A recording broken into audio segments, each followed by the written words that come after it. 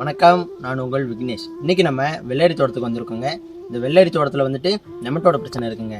இந்த வீடியோவில் வந்துட்டு நெமட்டோட பிரச்சனையை பற்றி ஃபுல்லாக டீட்டெயிலாக பார்ப்போங்க. இப்போ நெமட்டோட பிரச்சனை வந்து எப்படி நம்ம தோட்டத்துக்கு வருதுன்னா, நம்ம தோட்டத்தில் இருக்கிற மண்ணில் வந்துட்டு கார அமிலத்தன்மை வந்து கூடுனாலும் குறைஞ்சாலும் நெமட்டோட பிரச்சனை வருங்க. அதே போல் வந்து ஒரே பேரை நம்ம வளைச்சி நம்ம பயிர்றதுனாலையும் நெமட்டோட பிரச்சனை வருங்க. அதே போல் நீங்கள் வந்துட்டு செயற்கை உரங்கள், அதாவது கெமிக்கல் உரத்தில் வந்துட்டு நீங்கள் அடிக்கடி யூஸ் பண்ணாலும் நெமட்டோட பிரச்சனை வருங்க. இப்போ நெமட்டோட பிரச்சனை நம்ம வந்ததை நம்ம எப்படி கண்டுபிடிக்கலாம்னா, இப்போ செடியோட வேரில் தாங்க சின்ன முடிச்சு போலே இருக்குங்க. இந்த முடிச்சு வந்துட்டு வேர் மூலியமாக சத்துக்களை எதுவுமே அந்த செடிக்கு மேலே எடுத்து கொடுக்க முடியாமல் இறுக்கி பிடிச்சிக்குங்க. அதனால் செடி வந்து அடுத்த தளவு அப்படியே ஓடாது, காய் வந்து பெருவட்டாகாது, இருக்கிற காய் சத்து ஏறாதனால பூ உதிரத்தன்மை இதெல்லாமே வருங்க.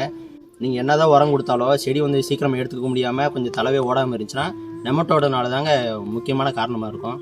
இப்போ இந்த நெமட்டோட பிரச்சனையை நீங்கள் சரி பண்ணுறதுக்கு லோக்கல் வந்துட்டு ஏகப்பட்ட கெமிக்கல் பயோ மருந்தெல்லாம் இருக்குங்க. நீங்கள் அந்த மருந்தோட சேர்த்து வந்துட்டு நீங்கள் வேர் வளர்ச்சிக்கும் சேர்த்து வந்து மருந்து உரம் எல்லாம் கொடுத்துருங்க.